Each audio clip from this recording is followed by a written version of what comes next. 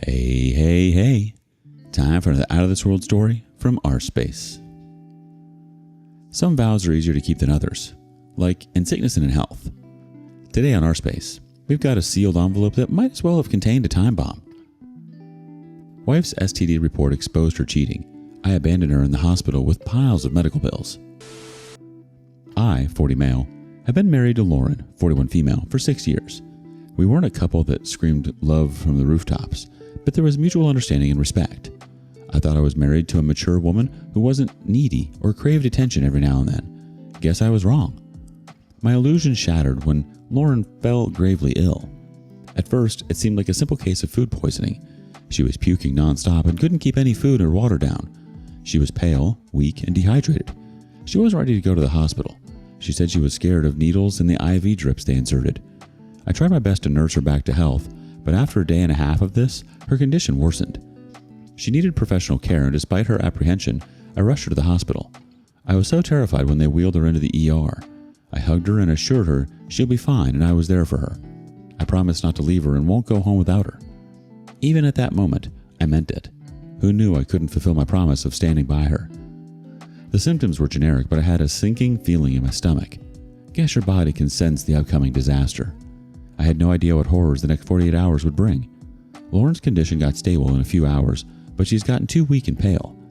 Doctors wanted to understand if there was any underlying condition that prompted her diarrhea. The reports were supposed to arrive in 2 days, and depending on that, she was to be treated or discharged. I took good care of her, didn't leave her bedside, even for once.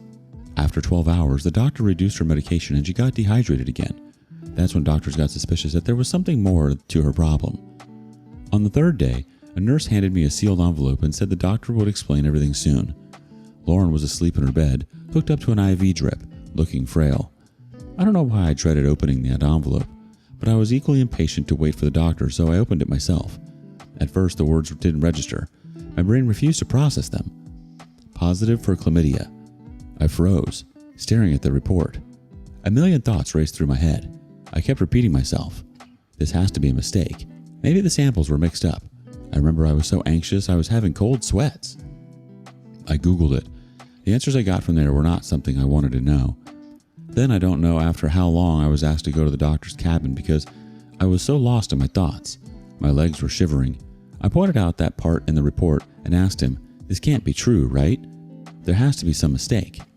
The doctor sighed. "I'm sorry, but the tests are accurate. We'll start treatment immediately. It's important she finishes the course of antibiotics." My head felt like it was splitting open. My wife had an STD. The implications were obvious, but I wasn't ready to accept it. Not yet. When Lauren woke up, I handed her the report without a word. Her face turned ashen when she read it. Tears spilled down her cheeks. She stammered, "I can explain." I couldn't help but raise my voice and ask her to explain. "Because I'm dying to know how you caught an STD in this marriage. We haven't had sex for months because somehow you're never in the mood. How would you be? You were snacking outside, didn't you?" I didn't care if she was sick or we were in the hospital. I wanted an answer. Didn't matter to me that she was barely able to speak. Hours ago, I was praying heavily for her recovery, and now her face disgusted me. She broke down, sobbing uncontrollably and saying sorry. Her tears didn't soften me up, nor were her sorry helping it. I kept pushing her to speak up. Not very proud of it, but at one point, I wanted to smack her head and crush it into pieces. I wanted an answer, but all she was doing was waterworks.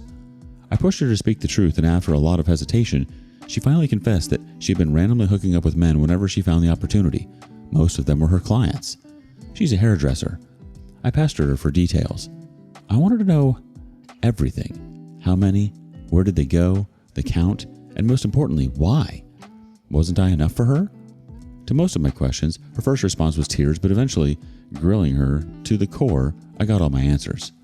Apparently, she befriended the men who would come for a haircut, would subtly exchange the details without her colleagues and supervisor knowing about it, and then would go hooking up with them.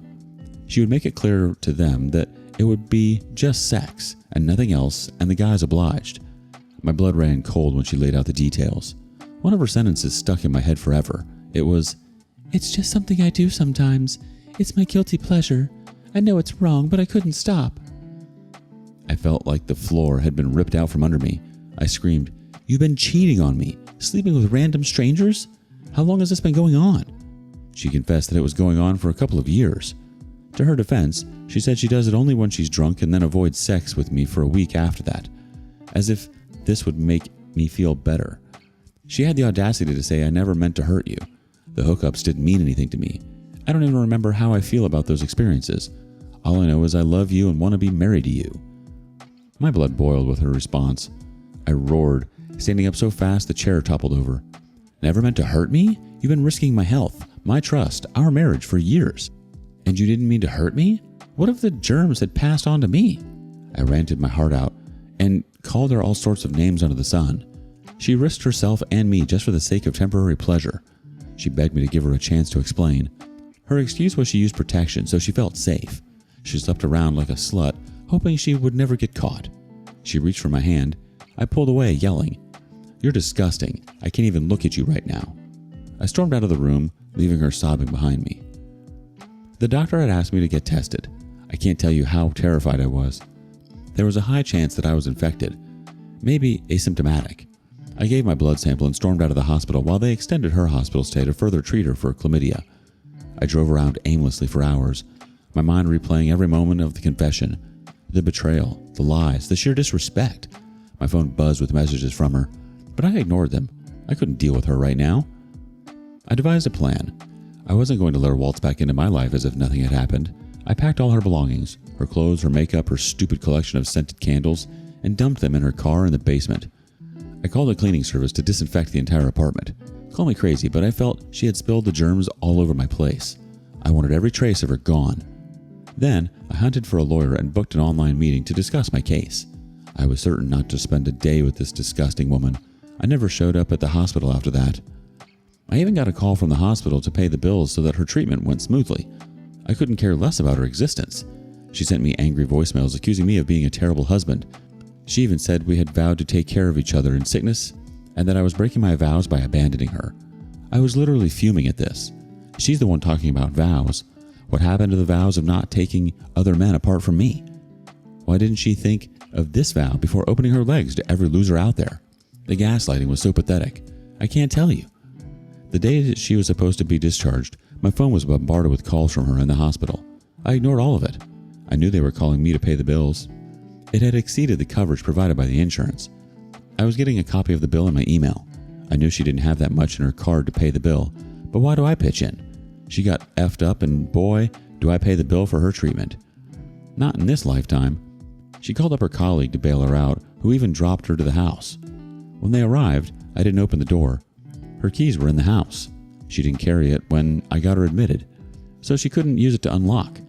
I screamed out loud saying she isn't allowed inside my house and that she can find her stuff in the basement.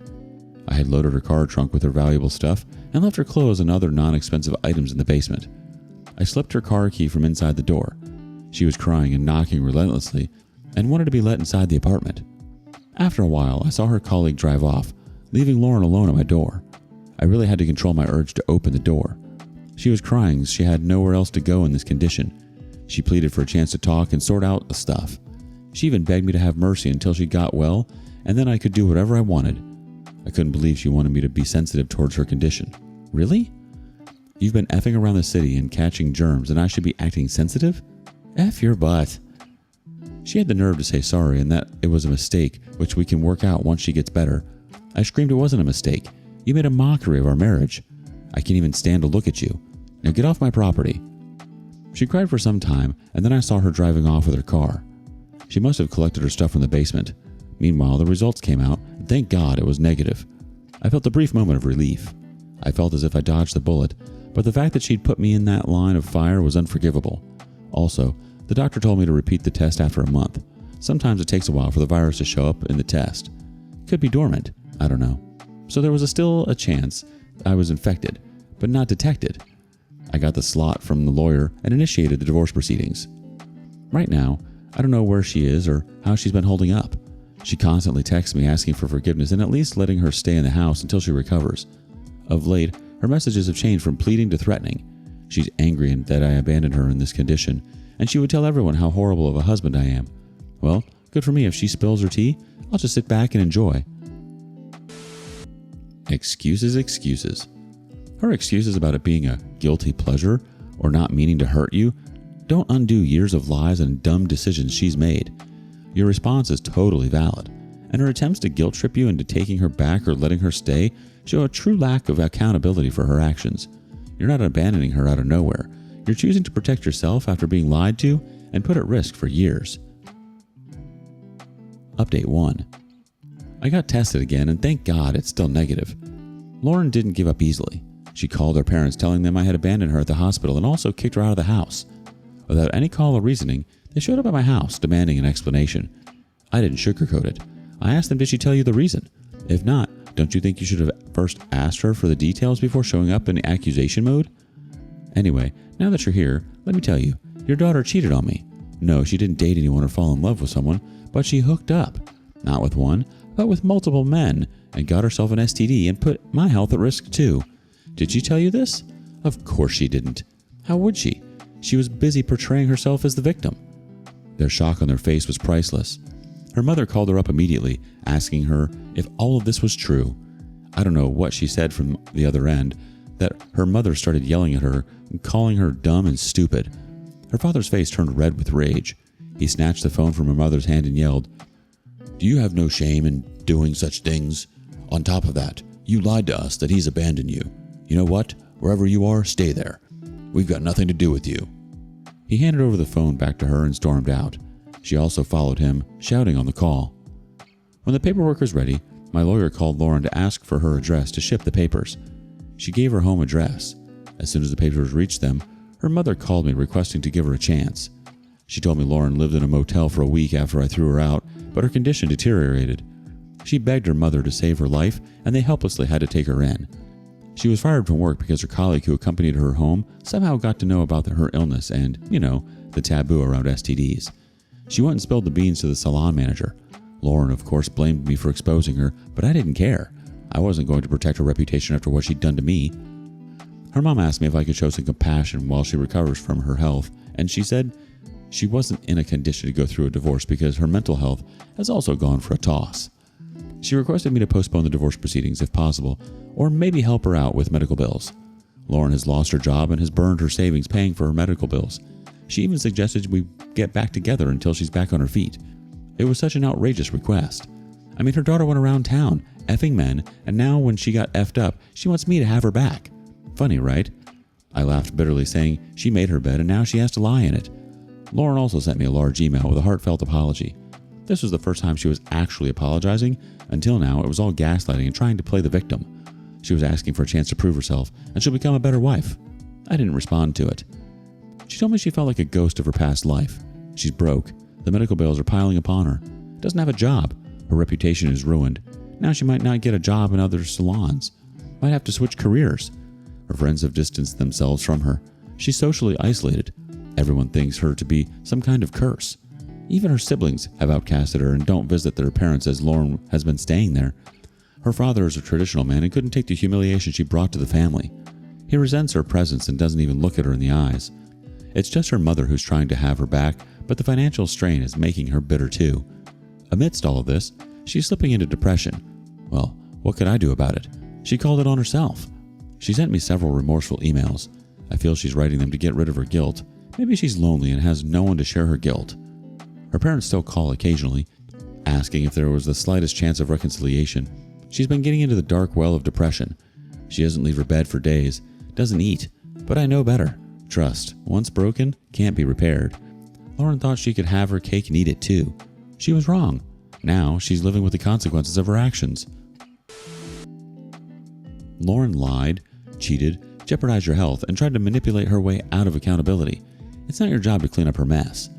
Her mother asking you to postpone the divorce or help financially is frankly absurd. Reconciliation until she's back on her feet? What? Update 2. Our divorce got finalized. It was such a messy one. Lauren refused to cooperate. She was holding on her grounds that she deserved a chance and wanted to be treated with sympathy and compassion because of her health issue. She would often break down in front of the magistrate and swore to do everything to save the marriage. I sued her for risking my life by exposing me to the deadly virus. To her defense, she said she avoided sex with me in order to protect me. Also, she was using protection, as if this was going to justify her cheating. It was so difficult for me, yet I stood firm on the grounds that I didn't want to live with that woman at any cost. I didn't even fight for the asset because that would have further delayed the process. She was instructed to be taken for therapy because she was acting out of place. It took a while for her physical health to improve. It felt like a good sign that she would finally come to her senses and accept the reality. But God, no. Once she got rid of her disease, she was begging me for a chance on the ground that she was now pure and free of illness. Am I supposed to have her back just because she successfully battled an STD? I can't even express how emotionally daunting it was to deal with her nuisance.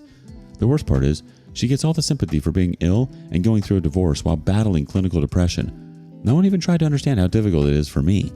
I faced the betrayal. It's so hard for me to live with the thought that my wife didn't think I was enough for her and she went around effing other men. She put my health on the line. I had to pay for her alimony. I had to share half of my assets. Why? Because I chose not to give another chance to the cheating wife. You can now well understand how ugly the divorce went.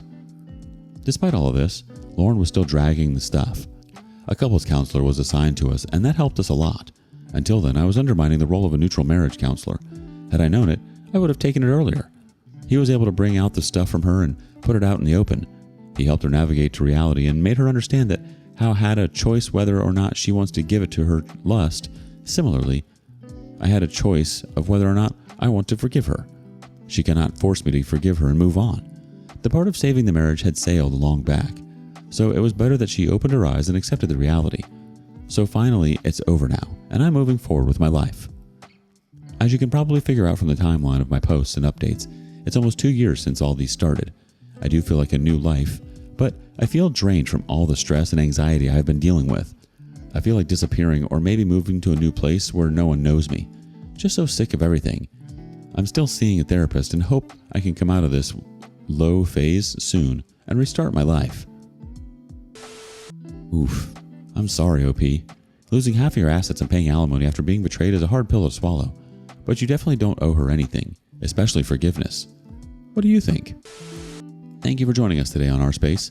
Be sure to like and subscribe and hit that notification bell so don't miss out on our next video. Until next time.